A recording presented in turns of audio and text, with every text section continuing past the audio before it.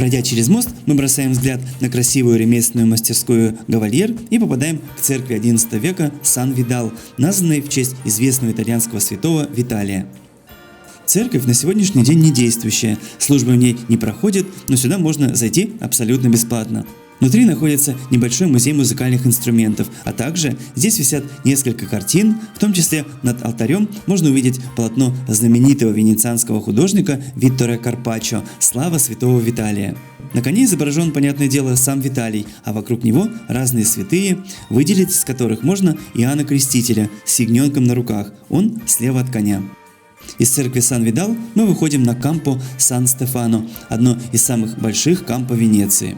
Посреди площади возвышается памятник писателю и лингвисту XIX века Никколо Томасео, соавтору словаря итальянского языка. На Кампо Сан-Стефано находится несколько зданий и палаццо. Один из них – Палаццо Лоредан. Сегодня в нем расположен Институт науки, литературы и искусства.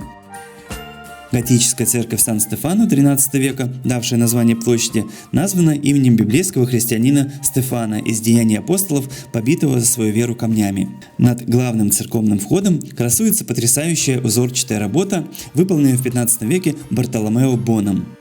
Интересно, что задняя часть церкви была построена над водным каналом, который протекает прямо под ней. Весьма интересное зрелище. Рядом с Кампо Сан-Стефано находится небольшое Кампо Сант-Анджело. Когда-то здесь стояла церковь Сан-Анджело, давшая название площади, а к церкви примыкала высокая колокольня. В какой-то момент в XV веке колокольня начала наклоняться, и из Болоньи для ее спасения был вызван известный архитектор и инженер Аристотель Фьораванти. Тот провел работу по выправлению конструкции, на следующий день уехал, а еще на следующий день колокольня все же рухнула, к тому же придавив собой несколько человек. Архитектор не учел, что в Венеции очень мягкий грунт, поэтому колокольня и не удержалась. Неподалеку есть еще одно маленькое кампо – Сан-Маурицо, окруженное несколькими красивыми палаццо. На площади стоит неоклассическая церковь Сан-Маурицо святого Маврикия, построенная в XIX веке и украшенная барельефами, видимо связанные с жизнью святого Маврикия, римского полководца III века, в честь которого церковь и названа. На сегодняшний день в церкви открыт музей музыки, где хранятся музыкальные инструменты, в том числе Антонио Вивальди. В окрестностях Сан-Маурицо когда-то находилось албанское подворье, место обитания и жизнедеятельности венецианских албанцев. Перед нами церковь Санта-Мария-дель-Джилио XVI столетия, великолепный образец стиля барокко. Фасад церкви украшают фигура генерала Антонио Барбаро, на чьи деньги был построен этот самый фасад в XIX веке, а также фигуры его братьев и всевозможных святых. Рядом с церковью долгое время была колокольня, но из-за того, что в какой-то момент она начала накореняться, ее пришлось разобрать. Сегодня в постройке, служившей основанием той самой колокольни, открыт магазин. Мы подошли к знаменитому театру Ля Фениче, который был построен в 1792 году в классическом стиле. Свое имя Ля Фениче – Феникс театр получил из-за того, что он был восстановлен после пожара, случившегося еще на этапе возведения здания. В здании XVI века с надписью «Атенео Венето» поначалу находилась школа, члены которой сопровождали смертников, которых вели на казнь. Интересную табличку можно увидеть на здании Палаццо Фалетти. На ней написано, что в феврале 1771 года дом посетил величайший композитор Вольфганг Амадей Моцарт. 15-летний гений вместе со своим отцом гостил здесь, когда приезжал в Венецию с концертом. Если следовать указателям, то в глубинах района Сан-Марко получится отыскать запрятанную жемчужину, довольно известный Палаццо Бовола, славящийся своей красивой винтовой лестницей. Дворец был построен в конце 15 века для богатой семьи Конторини. Его первоначальное название – Палаццо Ли Сан-Пантениан – Дворец Святого Отца. Но из-за пристроенной к нему спиральной лестницы палаццо получил свое нынешнее имя – Бовола, что в переводе с итальянского означает «спираль». Кампо Манин знаменито тем, что здесь воздвигнут памятник Даниэле Манину. Родился этот человек в 1794 году и жил в Венеции, вот в этом красном доме, смотрящем фасадом на памятник. Когда Австрийская империя начала властвовать над Венецией, Манин возглавил венецианских патриотов и стал добиваться независимости республики. В результате в январе 1848 года его арестовали, но через 2 месяца, когда в Италии начались народные восстания, его освободили и мгновенно избрали президентом новообразованной республики Сан-Марко. И Манин успел побывать в этой должности всего 5 месяцев. Австрия продолжала наседать, начались бомбардировки, и годом спустя Манин вместе с семьей бежали практически без денег во Францию, где почти сразу же от холеры у него умерла жена, затем от эпилепсии дочка, а спустя 8 лет после изгнания и он сам. Последние годы жизни бывший президент влачил нищенское существование, давая уроки итальянского языка. Спустя 2 года после его смерти Италия наконец обрела независимость, прах Манина был привезен в Венецию и похоронен рядом с собором Сан-Марко. Ну а еще через 20 лет здесь, на Кампо Сан-Пантериан, был поставлен памятник этому знаменательному политику. Кампо же переименовали в Кампо Манин. Возможно, вы обратили внимание на фон памятника, на современное здание, которое совершенно не характерно для исторической Венеции и даже уродующее вид площади. Этот эксцентричный фасад на палаццо, в котором расположено акционерное общество, появился на здании в 1972 году и, разумеется, вызывает эмоциональную боль у любителей истории и архитектуры. Ну да ладно, идем далее и выходим на совершенно невзрачную Кампо Сан-Лука. Интерес здесь вызывает металлическая длинная палка красного цвета посреди площади. Венецианцы называют это место Баньоле ди Венеция, пуп Венеции. Считалось, что в этой точке находится географический центр города Венеция, хотя не все с этим согласны.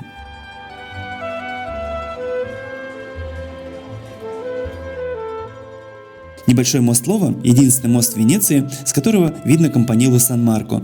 Причем ракурс открывается такой, что башня элегантно разместилась между домами.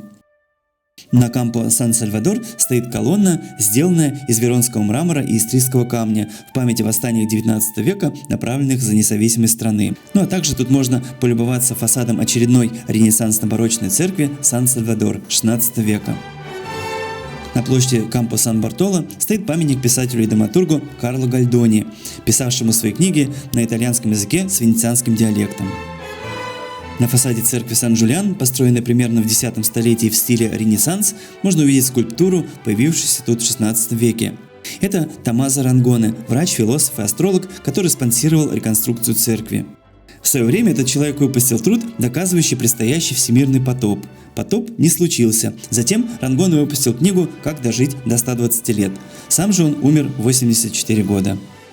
Над аркой одного из домов рядом с площадью Сан-Марко изображен рельеф под названием «Старуха с кувшином». В 1310 году группа воинственно настроенных захватчиков двигалась в сторону палаццо Дукале, чтобы свергнуть правящего тогда дожа. Старушка по имени Джустина Росси, проживавшая на одном из этажей дома, случайно или целенаправленно толкнула ступку, то есть кувшин, который выпал из окна и упал на знаменосца, шедшего во главе вражеской процессии. Знаменосец погиб. Это послужило для захватчиков дурным знаком, и они отступили. Ну а старушка стала местной героиней.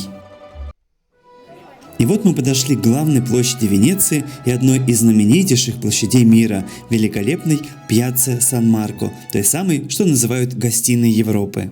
Музей под открытым небом, кладезь помпезной архитектуры и триумф награбленных трофеев – все это площадь Святого Марка, как всегда заполненная миллионами туристов. Если смотреть в сторону площади с воды, то видно силуэты всех основных построек – Кампанилы, Дворца Дожи и Собора. Но видно также и библиотеку Марчиано, построенную в 15 веке в стиле барокко. Андреа Палладио, который приложил руку к строительству библиотеки, назвал ее самым дорогим зданием в мире. Ренессансная часовая башня Торре дель Алароджо, также построенная в 15 веке, указывает на величие и мощь Венецианской республики. Часы на башне, как и сама башня, смотрят лицом к морю, чтобы проплывающим мимо было их видно. Циферблат, состоящий из римских цифр и расположенный на внешнем круге, показывает время, а внутри видим зодиакальный цикл. Молодой и старые кузнецы, прозванные маврами, каждый час отбивают время. Здания старых и новых прокураций занимают большую часть Пьяцца Сан-Марко. Самое высокое сооружение на площади и во всей Венеции – 99-метровая Кампанила XI века. Как известно, в 1902 году Кампанила рухнула, придавив кошку сторожа, но через 10 лет была восстановлена в своем первоначальном виде. У основания кампанилы находится красивая ренессансная постройка – ладжетта. Ладжетту украшает множество колонн, скульптур и барельефов. На центральном барельефе представлена Венеция в образе богини справедливости. А здесь изображен входивший в республику Кипр в образе Венеры, родившейся из морской пены. Пришла пора ознакомиться с базиликой Сан-Марко, собором Святого Марка. Церковь, выполненная в византийском и романском стилях, представляет из себя полумузей, полухранилище, украденных из разных мест трофеев. Так называемая квадрига, 4 бронзовых коня, изначально украшали ипподром в Константинополе, но во время крестового похода XIII века были привезены в Венецию. Изображения, скульптуры и прочие детали собора Сан-Марко можно изучать часами. Мы обратим внимание лишь на некоторые из них. Мозаики XVII века на люнетах показывают события, связанные с крестом, в том виде, как их представлял себе художник Луиджи Гаэтано, создавший их. Вот Иисуса снимают с креста. А здесь Иисус спускается в ад, откуда Он спасает нераскаивающиеся души. Разумеется, это вымысел, противоречащий Библии. Воскресение Христа и затем Его вознесение на небо. На этой мозаике XVII века можно увидеть тайное перенесение мощей Марка на корабль, плывущий в Венецию. Чтобы таможенники не обнаружили реликвию, части тела разложили по корзинам и прикрыли свиными тушами. Видно, как проводящие досмотр брезгливо воротят носы от вонючих корзин. Далее показано, как мощи Марка встречают венецианский дож и другая местная знать. А на самой древней мозаике базилики XIII века изображен момент, когда мощи Марка привезли к собору. На центральном портале находится мозаика «Суд Христа». Слева ниже праведники, справа грешники. На данном рельефе видим 5-й подвиг Геракла. Геракл держит на себе кабана перед царем и Фрисфеем. Доминирует над всем этим статуя святого Марка, а под ним золотой лев Сан-Марко, главный символ могущественной Венецианской республики. Водонос, который несет бурдюк с вином, изображает один из людских пороков – пьянство. На углу собора находятся 4 порфировых фигуры тетрархов, украденные из Константинополя в том же крестовом походе. Тетрархи – это древнеримские правители, 2 Августа – старшие императоры и 2 Цезаря – младшие соправители. Фигуры изображены в обнимку, как символ взаимной поддержки. Собор Сан-Марко и дворец Дожей соединяют так называемые бумажные ворота, очень красивое сооружение XV века. Посмотрим на 2 колонны, доставленные сюда из Константинополя в XIII веке. На первой колонне находится лев святого Марка, на второй – святой Теодор, первый покровитель Венеции. Должна быть еще и 3-я колонна, но при разгрузке она упала в море и так и не была поднята. За колоннами находится место, откуда прекрасно видно остров Сан-Джорджо-Маджоре, а также открывается знакомый по множеству фотографий чудесный вид на лагуну.